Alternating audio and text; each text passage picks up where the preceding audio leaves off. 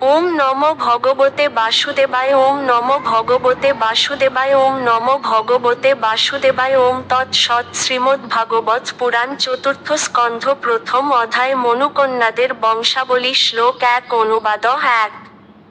শ্রীমৈত্রেয় বললেন, স্বয়ম্ভুব মনু তার পত্নী শতরূপা থেকে 3টি কন্যা লাভ করেছিলেন, এবং তাদের নাম হচ্ছে আকৃতি, দেবহূতি এবং প্রসূতি।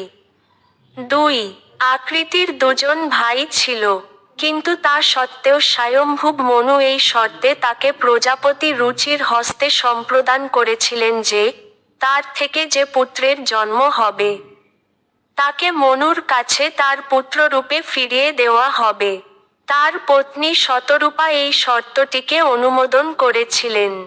3 ব্রাহ্মণোচিত গুণাবলীতে অত্যন্ত শক্তিসম্পন্ন রুচি প্রজাপতির পদে নিযুক্ত হয়েছিলেন, এবং তার পত্নী আকৃতির গর্ভে তিনি একটি পুত্র ও একটি কন্যা লাভ করেছিলেন। 4 আকৃতির 2টি সন্তানের মধ্যে পুত্র সন্তানটি ছিলেন স্বয়ং ভগবানের অবতার এবং তার নাম ছিল যজ্ঞ, যা হচ্ছে ভগবান বিষ্ণুর আর একটি নাম। আর কন্যা সন্তানটি ছিলেন ভগবান শ্রীবিষ্ণুর নিত্য সহচরী লক্ষ্মীদেবীর অংশাবতার। 5 স্বয়ম্ভুব মনু অত্যন্ত প্রসন্নতাপূর্বক যজ্ঞ নামক অপূর্ব সুন্দর বালকটিকে গৃহে নিয়ে এসেছিলেন, এবং তার জামাতা রুচি তার কন্যা দক্ষিণাকে তার কাছে রেখেছিলেন। 6 যজ্ঞের ঈশ্বর ভগবান পরবর্তীকালে দক্ষিণাকে বিবাহ করেছিলেন, যিনি পরমেশ্বর ভগবানকে তার পতিরূপে লাভ করার কামনা করেছিলেন। ভগবান তার সেই পত্নীর প্রতি অত্যন্ত প্রসন্ন হয়ে 12টি পুত্র লাভ করেছিলেন। 7 এবং দক্ষিণার 12টি পুত্রের নাম ছিল তোষ, প্রতোষ, সন্তোষ, ভদ্র, শান্তি, ইৎস্পতি, ঈদ, কবি, বিভু, সন্হ, সুদেব এবং রোচন। 8 স্বয়ম্ভুব মন্বন্তরে এই পুত্রেরা দেবতা হয়েছিলেন, যাদের যৌথভাবে তুষিত বলা হয়। মরীচি সপ্তর্ষিদের প্রধান হয়েছিলেন, এবং যজ্ঞ দেবতাদের রাজা ইন্দ্র হয়েছিলেন। 9 স্বয়ম্ভুব মনুর 2 পুত্র প্রিয়ব্রত এবং উত্তানপাদ অত্যন্ত শক্তিশালী রাজা হয়েছিলেন, এবং তাদের পুত্র ও পৌত্রেরা সমগ্র ত্রিভুবন জুড়ে বিস্তার লাভ করেছিল। 10 হে বৎস, স্বয়ম্ভুব মনু তার অত্যন্ত প্রিয় কন্যা দেবহূতিকে কর্দম মুনির কাছে সম্প্রদান করেছিলেন। সেই কথা আমি পূর্বেই আপনাকে বলেছি, এবং আপনিও তা প্রায় সম্পূর্ণ শ্রবণ করেছেন। 11 স্বয়ম্ভুব মনু তার কন্যা প্রসূতিকে ব্রহ্মার পুত্র এবং প্রজাপতিদের অন্যতম দক্ষের হস্তে দান করেছিলেন। দক্ষের বংশধরেরা ত্রিলোক জুড়ে বিস্তার লাভ করেছে। 12 আমি আপনাকে কর্দম মুনির 9টি কন্যার বিষয়ে পূর্বেই বলেছি, যাদের 9 জন ব্রহ্মর্ষিকে দান করা হয়েছিল। এখন আমি সেই 9 জন কন্যার বংশধরদের কথা বর্ণনা করব। দয়া করে আপনি তা আমার কাছে শ্রবণ করুন। 13 কদম মুনির কন্যা কলা, মরীচির সঙ্গে যার বিবাহ হয়েছিল, তিনি কশ্যপ এবং পূর্ণিমা নামক 2টি সন্তান প্রসব করেছিলেন। তাদের বংশধরেরা সারা বিশ্ব জুড়ে বিস্তৃত হয়েছে। 14 হে বিদুর, কশ্যপ এবং পূর্ণিমা নামক 2 সন্তানের মধ্যে পূর্ণিমার বিরোজ, বিশ্ব এবং দেবকুল্লা নামক 3টি সন্তান উৎপন্ন হয়েছিল। তাদের মধ্যে দেবকুল্লা ছিল পরমেশ্বর ভগবানের শ্রীপাদ পদ্ম ধৌত জল, যা পরবর্তীকালে স্বর্গলোকে গঙ্গায় রূপান্তরিত হয়েছিল। 15 অত্রি মুনির পত্নী অনসূয়া 3 জন অতি প্রসিদ্ধ পুত্রের জন্ম দিয়েছিলেন, যথা সোম, দত্তাত্রেয় এবং দুর্বাসা, যারা ছিলেন ব্রহ্মা, বিষ্ণু এবং শিবের অংশাবতার। সোম ব্রহ্মার, দত্তাত্রেয় বিষ্ণুর এবং দুর্বাসা শিবের অংশাবতার ছিলেন। 16 তা শোনার পর বিদুর মৈত্রেয়কে জিজ্ঞাসা করেছিলেন, হে গুরুদেব, ব্রহ্মা, বিষ্ণু এবং শিব যারা সমগ্র সৃষ্টির সৃষ্টিকর্তা, পালনকর্তা এবং সংহারকর্তা, তারা অত্রি মুনির পত্নীর সন্তান কিভাবে হয়েছিলেন? 17 মৈত্রেয় বললেন, অত্রি মুনি যখন অনসূয়াকে বিবাহ করেন, তখন ব্রহ্মা তাকে প্রজা সৃষ্টি করার আদেশ দেন। তখন অত্রি মুনি তার পত্নী সহ কঠোর তপস্যা করার জন্য ঋক্ষ নামক পর্বতের উপত্যকায় গিয়েছিলেন। 18 সেই পর্বতের উপত্যকায় নির্বিন্ধা নামক নদী প্রবাহিত হচ্ছে। সেই নদীর তটে অশোক, পলাশ আদি পুষ্পক বৃক্ষ পুষ্পগুচ্ছে সুশোভিত ছিল, এবং সেখানে ঝর্ণার জল সর্বদা মধুর ধ্বনি উৎপন্ন করে প্রবাহিত হচ্ছিল। পতি এবং পত্নী সেই অতি সুন্দর স্থানে উপস্থিত হয়েছিলেন। 19 সেই মহর্ষি সেখানে প্রাণায়াম অভ্যাসের দ্বারা তার মনকে একাগ্র করেছিলেন, এবং এইভাবে তার সমস্ত আসক্তি সংযত করে এক পায়ের উপর দণ্ডায়মান হয়ে কেবল বায়ু আহার করে 100 বছর তপস্যা করেছিলেন। 20 তিনি কামনা করেছিলেন, আমি যার শরণ গ্রহণ করেছি, সেই জগদীশ্বর কৃপাপূর্বক আমাকে ঠিক তারই মতো একটি পুত্র প্রদান করুন। 21 অত্রি মুনি যখন এইভাবে কঠোর তপস্যায় যুক্ত ছিলেন, তখন প্রাণায়ামের প্রভাবে তার মস্তক থেকে এক প্রজ্বলিত অগ্নি নির্গত হয়েছিল, এবং ত্রিভুবনের 3 জন মুখ্য দেবতা সেই অগ্নি দর্শন করেছিলেন। 22 সেই সময়ে অপ্সরা, গন্ধর্ব, সিদ্ধ, বিদ্যাধর, নাগ প্রভৃতি স্বর্গবাসীগণ সহ 3 দেবতা অত্রি মুনির আশ্রমে এসেছিলেন। তপস্যার প্রভাবে বিখ্যাত সেই মহর্ষির আশ্রমে তারা এইভাবে প্রবেশ করেছিলেন। 23 প্রকাশিত ঋষি এক পায়ে দাঁড়িয়ে ছিলেন, কিন্তু সেই 3 জন দেবতাদের একত্রে তার কাছে আসতে দেখে তিনি এত প্রসন্ন হয়েছিলেন যে অত্যন্ত কষ্ট হওয়া সত্ত্বেও তিনি এক পায়ে তাদের কাছে গিয়েছিলেন। 24 তারপর তিনি সেই 3 জন দেবতাদের বন্দনা করতে শুরু করেছিলেন, যারা তাদের বাহন, বৃষ, হংস ও গরুরে উপবিষ্ট ছিলেন এবং তাদের হাতে ডমরু, কুশ ঘাস ও চক্র ছিল। মুনি ভূমিতে পতিত হয়ে তাদের দণ্ডবৎ প্রণতি নিবেদন করেছিলেন। 25 সেই 3 জন দেবতাকে তার প্রতি প্রসন্ন দেখে অত্রি মুনি অত্যন্ত আনন্দিত হয়েছিলেন। তাদের দেহনির্গত রশ্মিচ্ছটায় তার চোখ ঝলসে গিয়েছিল, এবং তাই তিনি সেই সময়ে তার নেত্র নিমীলিত করেছিলেন। 26-27 কিন্তু যেহেতু তার হৃদয়ে পূর্বেই সেই দেবতাদের প্রতি আকৃষ্ট ছিল, তাই তিনি কোনক্রমে সচেতন হয়ে কৃতাঞ্জলিপুটে মধুর শব্দের দ্বারা ব্রহ্মাণ্ডের প্রধান দেবতাদের বন্দনা করতে লাগলেন। মহর্ষি অত্রি বললেন, হে শ্রীব্রহ্মা, শ্রী বিষ্ণু এবং শ্রী শিব, আপনারা প্রকৃতির 3 গুণ স্বীকার করে 3 ভাগে আপনাদেরকে বিভক্ত করেছেন, যেভাবে আপনারা প্রতি কল্পে জগতের সৃষ্টি, স্থিতি এবং প্রলয়ের জন্য করে থাকেন। আমি আপনাদের সকলকে আমার সশ্রদ্ধ প্রণতি নিবেদন করি এবং আমি আপনাদের কাছে জানতে চাই, আমার প্রার্থনার দ্বারা আপনাদের 3 জনের মধ্যে কাকে আমি আহ্বান করেছি।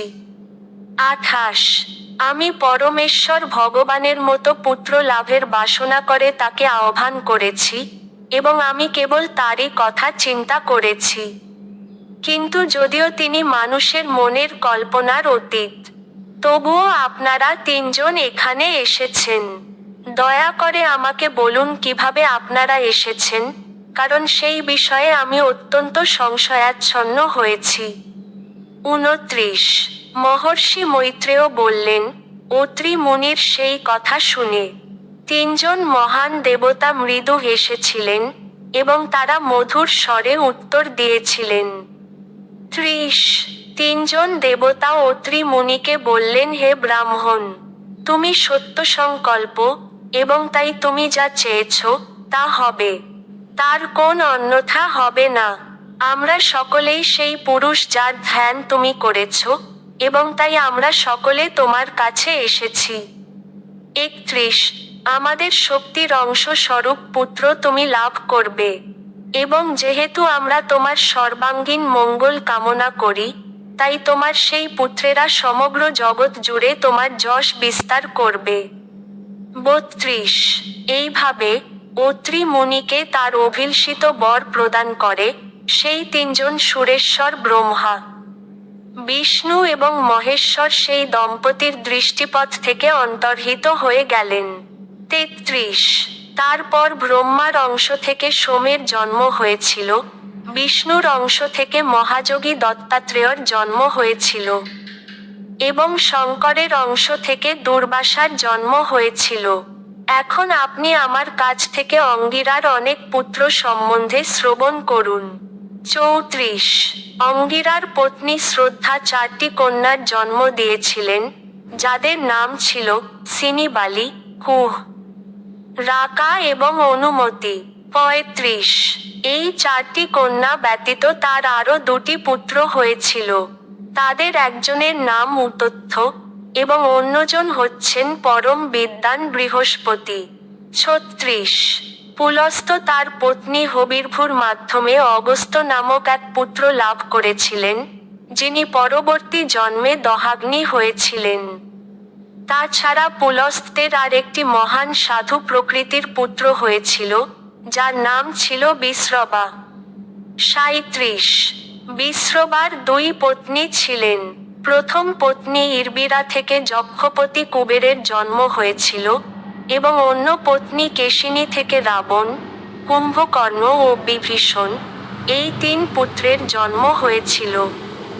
38 পুলহ ঋষির পত্নী গতি 3টি পুত্রের জন্ম দিয়েছিলেন, যাদের নাম ছিল কর্মশ্রেষ্ঠ, বরিয়ান এবং সুহিষ্ণু, এবং তারা সকলেই ছিলেন মহান ঋষি। 39 ক্রতুর পত্নী ক্রিয়া বালখিল্য নামক 60,000 মহর্ষির জন্ম দিয়েছিলেন। এই সমস্ত ঋষিরা আধ্যাত্মিক জ্ঞানে অত্যন্ত উন্নত ছিলেন এবং তাদের জ্ঞানের প্রভাবে তাদের শরীর জ্যোতির্ময় ছিল। 40 মহর্ষি বশিষ্ঠ তার পত্নী ঊর্জা, যার আর এক নাম অরুন্ধতী, তার থেকে চিত্রকেতু আদি 7টি নির্মল মহর্ষির জন্ম দান করেছিলেন। 41 সেই 7 জন মহর্ষির নাম চিত্রকেতু, সুরুচি, বীরজা, মিত্র, উলবন, বসুভুদ্দান এবং দুমান। বশিষ্ঠের অন্য পত্নী থেকে আরও কয়েকজন অত্যন্ত যজ্ঞ পুত্র হয়েছিল। 42 অথবার পত্নী চিত্তি দধ্বঞ্জ নামক ব্রত ধারণ করে অশ্বশিরা নামক পুত্রের জন্ম দিয়েছিলেন। এখন আপনি আমার কাছে মহর্ষি ভৃগুর বংশধরদের সম্বন্ধে শ্রবণ করুন। 43 ভৃগু মুনি ছিলেন অত্যন্ত ভাগ্যবান। তিনি তার পত্নী খ্যাতি থেকে ধাতা এবং বিধাতা নামক 2 পুত্র এবং শ্রী নাম্নী এক কন্যা প্রাপ্ত হয়েছিলেন। এই কন্যাটি পরমেশ্বর ভগবানের প্রতি অত্যন্ত ভক্তিমতী ছিলেন। 44 মহর্ষি মেরু তার 2 কন্যা আয়তি এবং নিয়তিকে ধাতা এবং বিধাতার হস্তে সম্প্রদান করেন। আয়তি এবং নিয়তি থেকে মৃকণ্ড এবং প্রাণ নামক 2টি পুত্রের জন্ম হয়। 45 মুকণ্ড থেকে মার্কণ্ডেয় ঋষির জন্ম হয় এবং প্রাণ থেকে বেদশিরা ঋষির জন্ম হয়, যার পুত্র ছিলেন উশনা, শুক্রাচার্য, যিনি কবি নামেও পরিচিত। এইভাবে কবিও ভৃগু বংশীয়। 46 47 হে বিদুর, এইভাবে মহান ঋষিদের এবং কদম মুনির কন্যাদের সন্তানদের দ্বারা এই ব্রহ্মাণ্ডের প্রজা বৃদ্ধি হয়েছিল। যে ব্যক্তি শ্রদ্ধা সহকারে এই বংশের আখ্যান শ্রবণ করেন, তিনি সমস্ত পাপ থেকে মুক্ত হবেন। প্রসূতি নামক মনুর অপর কন্যার বিবাহ হয়েছিল ব্রহ্মার পুত্র দক্ষের সঙ্গে। 48 তার পত্নী প্রসূতি থেকে দক্ষের অত্যন্ত সুন্দরী কমল নয়না 16টি কন্যার জন্ম হয়েছিল। 16টি কন্যার মধ্যে 13টিকে তিনি ধর্মকে এবং একটি কন্যা অগ্নিকে সম্প্রদান করেন। 49 50 51 52 অবশিষ্ট 2 কন্যার একটিকে তিনি পিতৃলোককে দান করেছিলেন, যেখানে তিনি অত্যন্ত প্রীতিপূর্বক বাস করছেন, এবং অপর কন্যাটিকে তিনি শিবের হস্তে সম্প্রদান করেন, যিনি পাপী ব্যক্তিদের ভোগবন্ধন থেকে উদ্ধার করেন। দক্ষ যে 13টি কন্যা ধর্মকে দান করেছিলেন, তাদের নাম হচ্ছে শ্রদ্ধা, মৈত্রী, দয়া, শান্তি, তুষ্টি, পুষ্টি, ক্রিয়া, উন্নতি, বুদ্ধি, মেধা, তিতিক্ষা, ক্রি এবং মূর্তি। এই 13টি কন্যা যে সমস্ত সন্তানদের জন্ম দিয়েছিলেন তারা হচ্ছেন শ্রদ্ধা থেকে শুভ, মৈত্রী থেকে প্রসাদ, দয়া থেকে অভয়, শান্তি থেকে সুখ, তুষ্টি থেকে মুদ, পুষ্টি থেকে স্ময়, ক্রিয়া থেকে যোগ, উন্নতি থেকে দর্প, বুদ্ধি থেকে অর্থ, মেধা থেকে স্মৃতি, তিতিক্ষা থেকে ক্ষেম এবং থেকে প্রশ্রয়।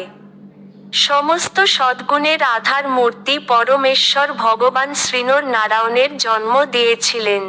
53 নর নারায়ণের আবির্ভাবের ফলে সমগ্র জগৎ আনন্দে পূর্ণ হয়ে উঠেছিল।